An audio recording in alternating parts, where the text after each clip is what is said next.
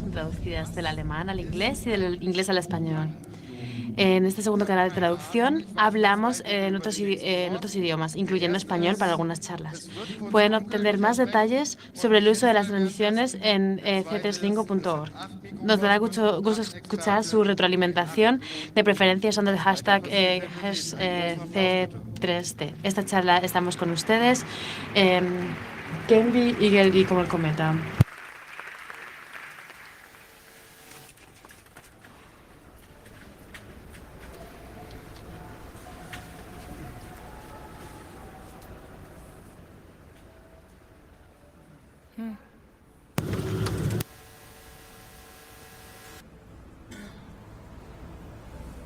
Technik? Sorry.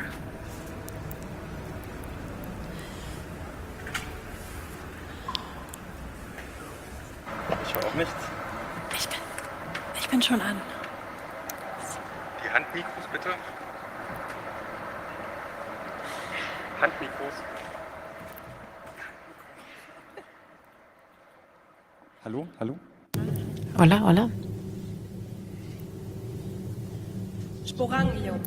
El esporangio. En griego es como una sujeción de angio. Es una sujeción para personas en la que se conforman pensamientos. Perdón, vamos a empezar ahora.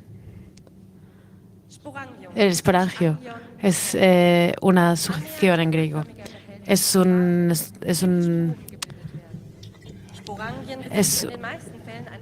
contenedor en el que se juntan espuras, que hace que mantiene las espuras de manera que se vayan por todo el bosque. Este contenedor en el que se tiene unas paredes fuertes, pero para adentro y para afuera más finas. De manera que cuando el agua se evapora, se salen. Las fuertes paredes interiores funcionan como una... el catapulta está cargado. Ahora las esporas explotan hasta 10 metros de la cápsula que se abre. Donde las esporas caen en suelo fértil, pueden crear nuevos esporángicos.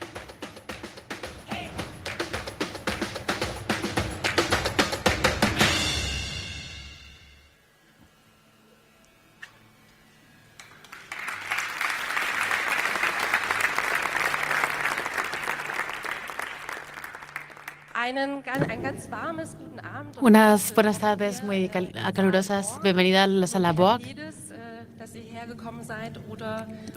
Si habéis venido caminando o por el canal de los datos, nos alegramos de que os hayáis atrevido a venir a visitar este esporangio.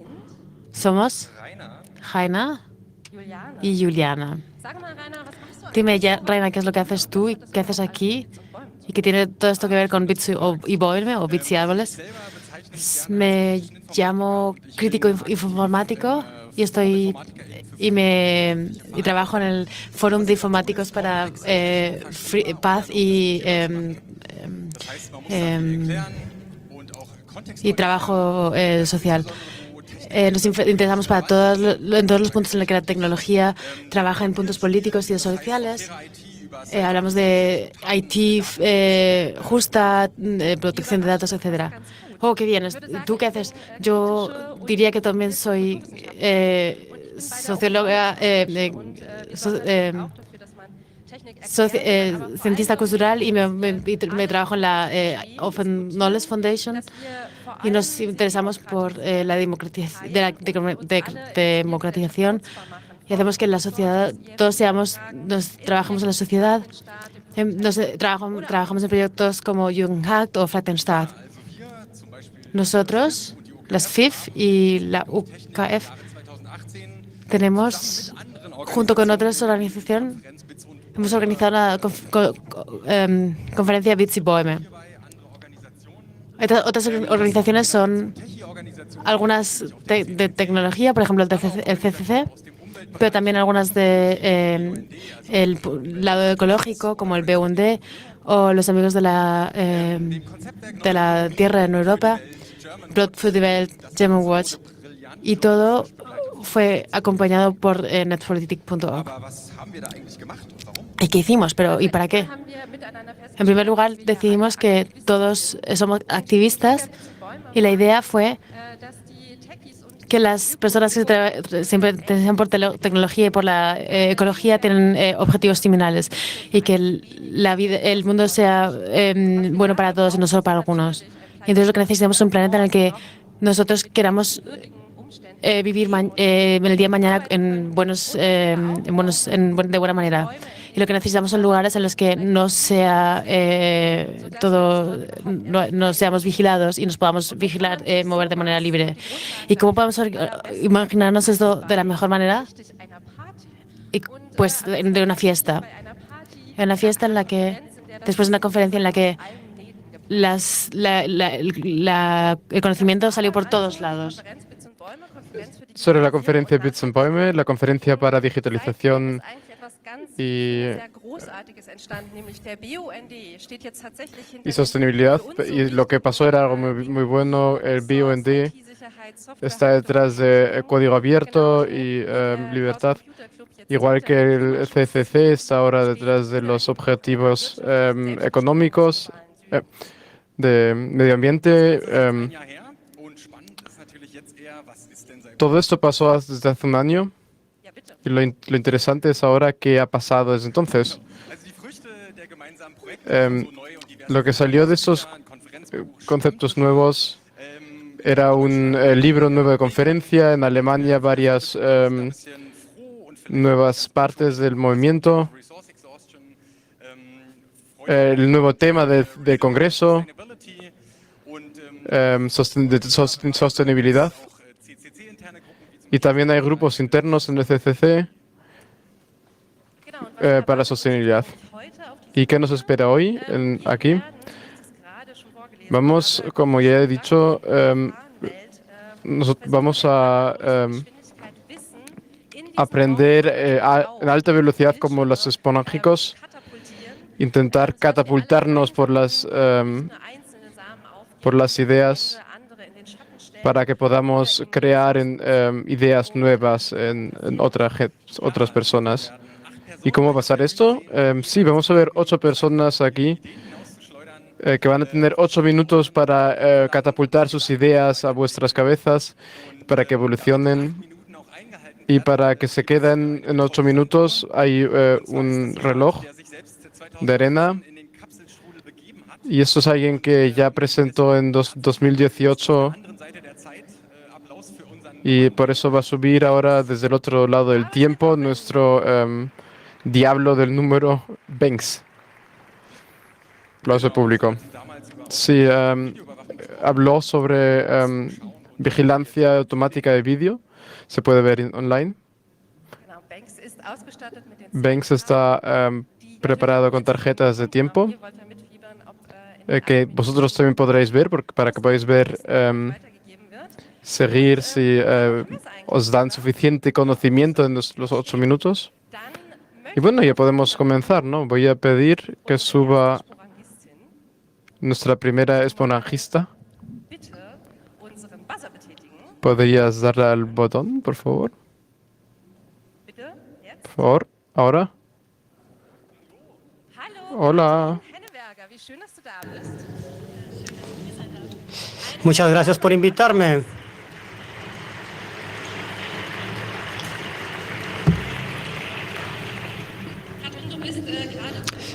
Vienes desde Rhineland, desde Renania. Algunas personas del público quizás le conozcan por su trabajo en incendios forestales y por haber sido un activista del grupo Ende Gelände y que ha estado trabajando sobre la salida del carbono como combustible fósil. y tú sabes cómo fue que funcionó esto. Esperamos que nos hables también un poco de eso, pero también además has andado mucho en las preguntas de la crisis climática. Y ya hablábamos de esto antes, no deberíamos estar hablando de cambio climático, sino de crisis climática. Y bueno, eso, yo pienso que el cambio climático es una palabra muy suave, pero realmente tenemos una crisis, es una crisis existencial, y cómo es que hablemos de los temas es cómo lo vamos a tratar con ellos. Y por eso es que nosotros deberíamos hablar de una crisis climática o de una catástrofe climática en lugar de hablar de cambio climático. Yo también lo conozco antes como otro tema que era calentamiento climático, que bueno, implica muchas cosas que están pasando que ya vamos a escuchar ahora mismo. Y sabemos que has estado desde hace 10 años en las conferencias climáticas, y también has estado involucrada en temas de género y cómo podemos tener sustentabilidad a futuro. No me gustaría seguir hablando mucho de esto, sino queremos saber por qué o de qué manera es que este mundo está tan mal, y con eso podemos empezar con el tiempo y los 8 minutos. Nuestra casa se está quemando. Esto dijo Greta hace aproximadamente un año. Y hablaba de lo que hubiera pasado en 2019. Estábamos hablando de lo que pasaría en el verano en el Ártico, cosas que se habían predicho, que los científicos habían predicho para el año 2090, sobre cómo se quemaba el Amazonas, y lo que vemos hoy mismo en Australia, unos incendios forestales impresionantes. Nuestro planeta, nuestra tierra se está quemando. Nuestra casa está quemándose ahora mismo. Y esto no es que nos sorprenda realmente mucho. Lo que vemos aquí es un pequeño video de la NASA que empezó en 1980 sobre cómo ha ido incrementándose la temperatura. Un grado más, un grado menos de la temperatura global en la atmósfera de la Tierra. Y lo que vemos es un problema impresionante, grande. No se trata solamente de problemas tan suaves como no ponerse un suéter o una chamarra, sino estamos hablando de situaciones sobre si los glaciares van a alcanzar hasta Europa del centro, o que otros cambios abruptos se pueden dar en la superficie de la Tierra. Por ejemplo, una extinción masiva de especies. Y estamos empezando a ver cómo se están acabando muchas especies. Ya estamos en medio de esta situación.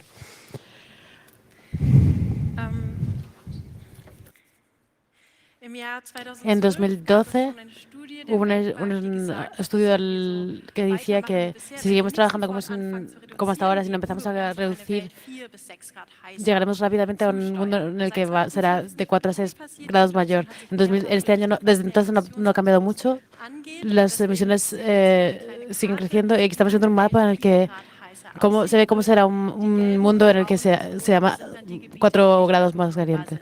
Hay un montón de zonas que ya no serán habitables. Se dice a menudo que podemos adaptarnos a tecnología, podemos vivir en Siberia, y meter allá millones de personas, viviremos en la Antártica o iremos a Marte.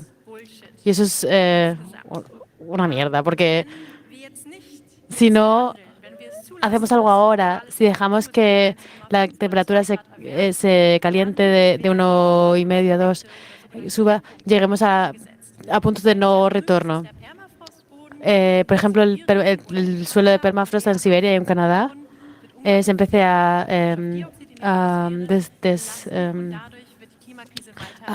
volver agua, entonces el agua subirá. Un segundo punto será el hielo de Groenlandia. Si se va, la masa de hielo se va, entonces habrá un efecto de enfriamiento menor, y el sol, la luz solar se reflejará.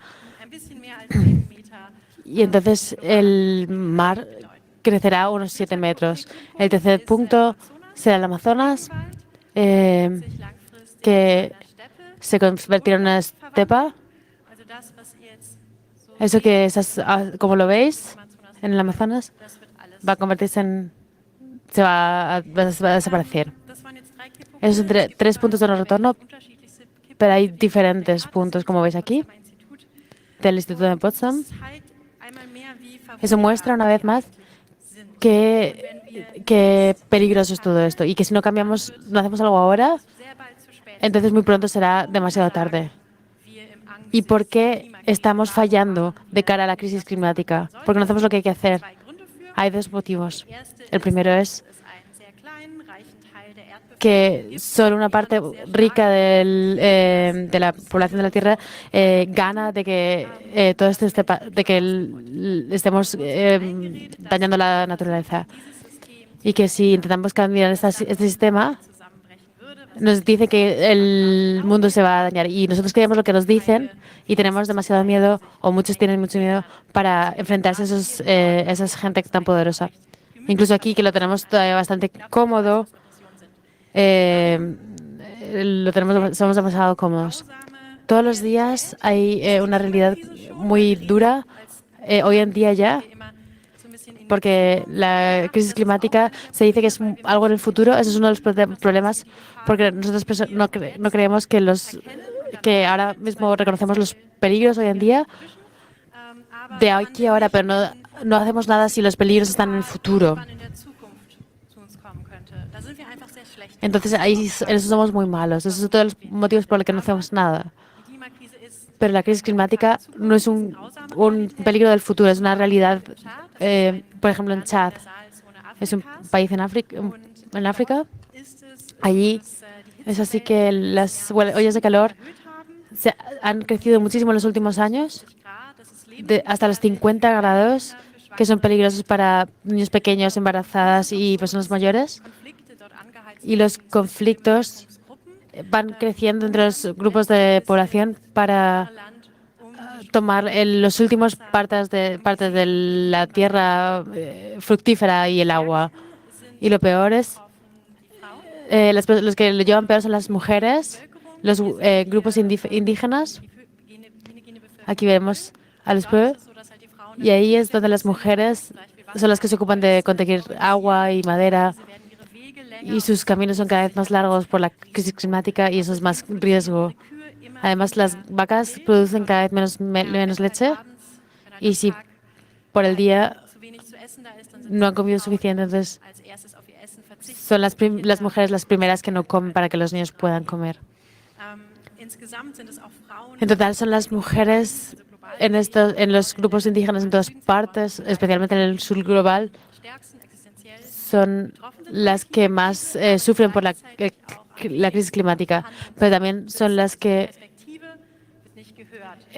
cuya perspectiva no se escucha, especialmente en las conferencias climáticas de la ONU. De eso me di cuenta por culpa de la conferencia de 2013.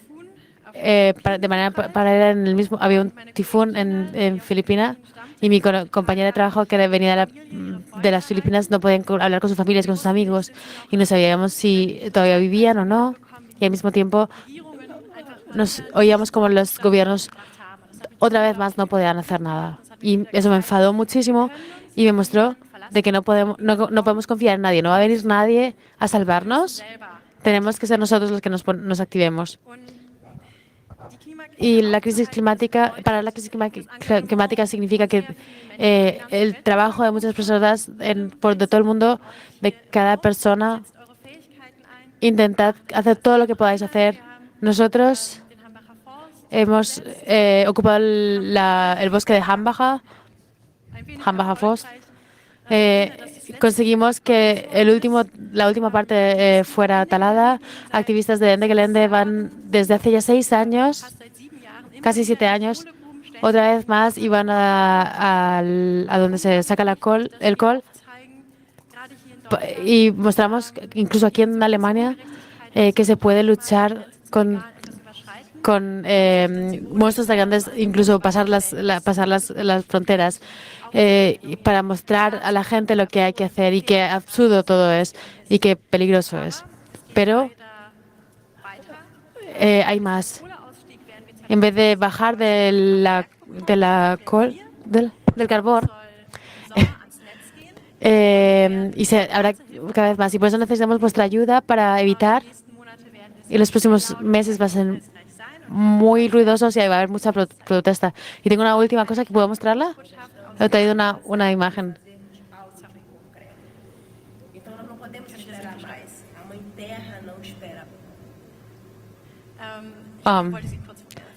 Quería mostrarla. Esa es Maravara, la presidenta de un conjunto de pueblos indígenas de la Amazonia, y que tiene una pequeña noticia del sur global que nos dice que tenemos que hacer. Es demasiado tarde para acciones concretas. No podemos esperar más. La Tierra no va a esperar más. La Tierra ya no es verde y azul, sino roja, y hay muchas sangre y fuego, y no podemos esperar más. Nosotros, los pueblos originarios, no podemos pagar todo ese pueblo, que es el de nuestra vida, por el consumo absurdo que hay en el planeta. Y es el momento de hacer algo. No esperar a 2025 ni tampoco a 2030. Ahora.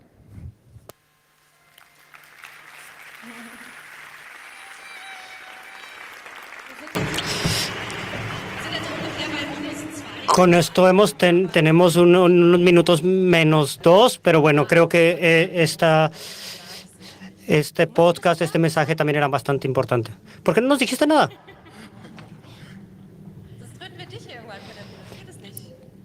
Así no va a funcionar esto con el tiempo. Ya no hay problema. No tengan miedo, no es que vayamos a tener únicamente malas noticias. Tenemos estos 8 minutos y queríamos empezar con este mensaje para que podamos tener un tema de conversación con el que puedan ustedes estar hablando con sus vecinos, con sus vecinas, ya sea aquí en el Congreso o en la calle. Muchas gracias, Catherine. Muchas gracias por contarnos en una forma tan resumida todo esto ahora.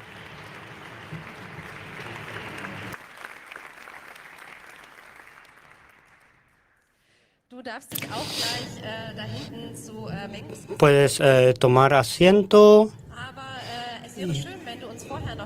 Y también nos gustaría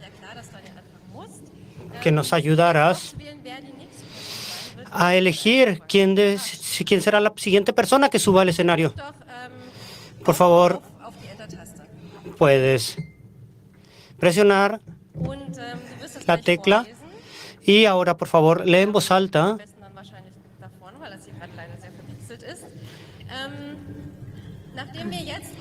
Después de haber estado con el tema de la crisis climática, tenemos una persona que ha estado trabajando en mejorar el tema del sector energético. Contamos con la presencia de alguien. Sabemos todos que es un ámbito que tiene la mayor cantidad de emisiones de carbono, desde luego el carbono en sí mismo como fósil. En algunos ámbitos esto funciona muy bien, en otros ya no. De hecho, es bastante curioso que tengamos tanta información al respecto y sin embargo no está toda esta información disponible.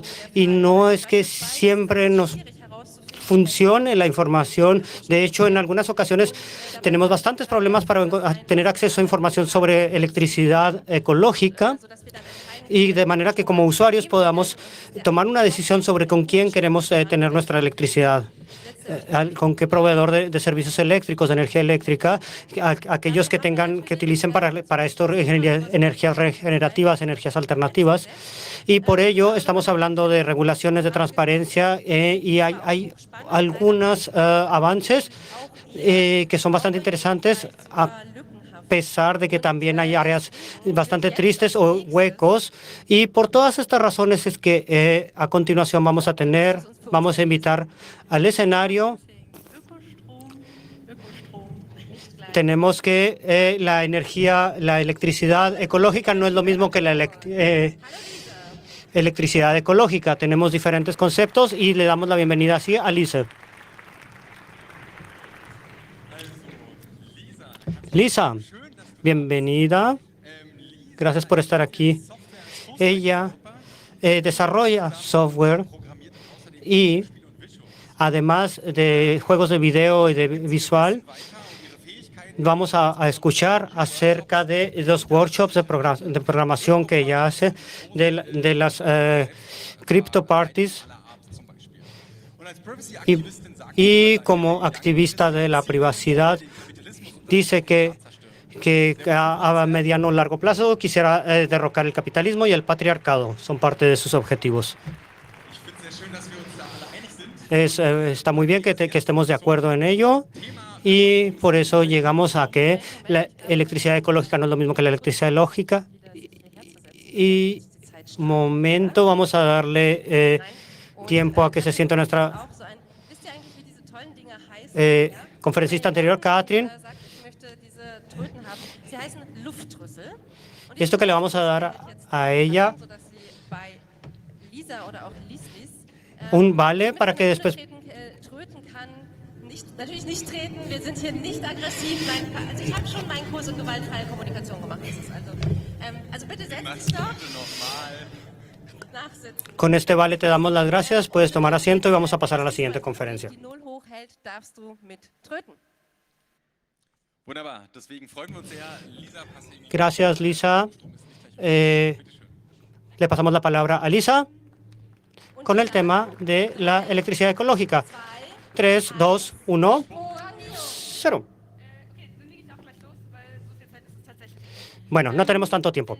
Vamos a empezar. Vamos a avanzar. Esta presentación es una pequeña visión de lo que hemos investigado acerca de la escuela de datos, de los talleres que llevamos a partir de la Fundación de Conocimiento Abierto, Open Knowledge, y algunas otras organizaciones no gubernamentales que están relacionadas con datos. ¿Dónde puedo conseguir datos? ¿Cómo es que puedo analizar esos datos? Datos abiertos. Y eso es una parte muy importante de nuestro trabajo, de los proyectos de información que llevo a cabo con otras personas, de cómo puedo acceder a sus datos y puedo apoyarlos. Uno de los proyectos que tenemos ahora mismo es acerca de la evaluación de los proveedores de electricidad. Tenemos efectivamente evaluaciones públicas y ya el título nos dice ahora mismo, a partir del título, de que una electricidad no es igual a la otra electricidad. Estamos hablando de por ejemplo, hacer una diferencia entre energía atómica o de diferentes proveedores. ¿Y qué tipo cómo puede tomar la decisión un consumidor para tomar el dinero y contratar a un proveedor de electricidad? Y lo que nosotros estamos queriendo hacer es echar un vistazo detrás de cámaras, ver pedazo por pedazo qué es lo que están ofreciendo estos diferentes proveedores y hacernos una visión general. Estamos conscientes de que vamos ahora solo a tratar por el tiempo limitado solo el primer criterio de los 4 que hemos manejado y que hemos investigado. El primero lo que dice es que el proveedor solo vende energía eléctrica que sea calificada como verde o como ecológica. Es decir, que lo que se esté vendiendo no sea una mezcla de diferentes formas de electricidad. Este criterio es que sea exclusivamente energía ecológica. Nuestra primera pregunta de investigación fue: ¿cuáles de los proveedores que se encuentran ahora en Alemania tienen por lo menos un programa o un producto que sea 100% en energía ecológica? Y bueno, hay una lista, por ejemplo, de proveedores en los organismos de gobierno que no son de proveedores de energía eléctrica, sino de generadores de energía eléctrica. Y tenemos aproximadamente 820 compañías. Toda esta información es opinar, pero básicamente la lista lo único que es el nombre de las compañías y no mucho más. Es decir, no tenemos información sobre las tarifas de información verde. Otra cosa que podemos hacer es acceder a otros datos de las instituciones de gobierno acerca del mercado de electricidad. Y desde luego que tenemos datos de la Agencia Nacional. No está muy clara la información. ¿Cuáles de estos productos pertenecen al mercado de energías ecológicos? Y entonces lo que pensamos fue, bueno, vamos a escribirles un correo electrónico para ver si podemos acceder a los datos originales, a los datos crudos. Nos respondieron con un no. Después hicimos otra petición. Y bueno, es que realmente quisiéramos tener acceso a esos datos. Y lo que nos respondieron fue... La verdad es que a través de los datos que nosotros tenemos no podemos tener conclusiones, sacar conclusiones, y probablemente en la encuesta de monitoreo del 2020 podamos completar estos datos que nos faltan, que sería algo que esperamos para otoño, para el verano otoño del año 2020. Y también hay otro análisis de energía ecológica, un análisis de mercado hecho también por el gobierno alemán, que es muy interesante. Se fija en el origen de la electricidad. Lo publican como PDF y preguntamos si podemos acceder a los datos detrás de esos gráficos. Y responde que la encuesta fue creada por un proveedor externo y y solo nos dan derecho a usar esos gráficos, pero no podemos publicar los datos. Y si pensamos que esos son dineros públicos, no entiendo, no lo entiendo del todo. Podríamos haberlo comprado, comprar los datos, pero no podemos imaginarlo. Así que lo que hicimos es